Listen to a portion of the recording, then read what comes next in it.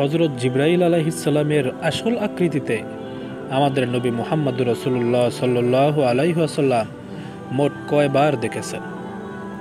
তার উত্তর হলো, রাসূলুল্লাহ সাল্লাল্লাহু আলাইহি ওয়াসাল্লাম মোট হজরত জিবরাইল আলাইহিসসালামের আসল আকৃতিতে, আসল ছুরতে মোট 4 বার দেখেছেন।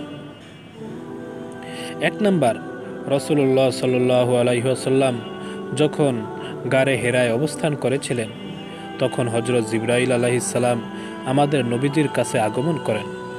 তখন হুজুর সাল্লাল্লাহু আলাইহি ওয়াসাল্লাম হজরত জিবরাইল আলাইহিসসালামকে তিনার আসল আকৃতিতে প্রকাশ হতে বললেন।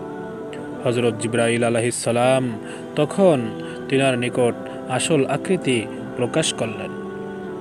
2, মিরাজের রাত্রে সিদরাতুল মুনতাহায়, সেখানেও হজরত জিবরাইল আলাইহিসসালামকে রাসূলুল্লাহ সাল্লাল্লাহু আলাইহি ওয়াসাল্লাম তিনার আসল আকৃতিতে দেখেছিলেন।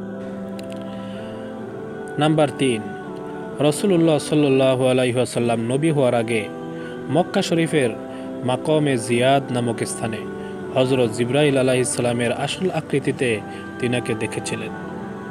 নাম্বার 4, একবার রাসূলুল্লাহ সাল্লাল্লাহু আলাইহি ওয়াসাল্লামের চাচা হজরত হামজা রাদিয়াল্লাহু তাআলা আনহু হজরত রাসূলুল্লাহ সাল্লাল্লাহু আলাইহি ওয়াসাল্লামের নিকট এই আকাঙ্ক্ষা পেশ করেছিলেন যে তিনি যেন হজরত জিবরাইল আলাইহিসসালামের আসল আকৃতিতে তাকে দেখতে পারেন।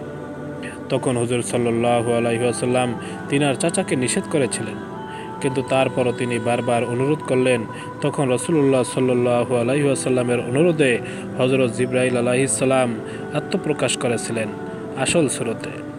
তখনও তিনার চাচা হজরত জিবরাইল আলাইহিসসালামকে দেখে বেহুশ হয়ে গিয়েছিলেন, এবং তখন রাসূলুল্লাহ সাল্লাল্লাহু আলাইহি ওয়াসাল্লামও হজরত জিবরাইল আলাইহিসসালামকে তিনার আসল আকৃতিতে দেখেছিলেন।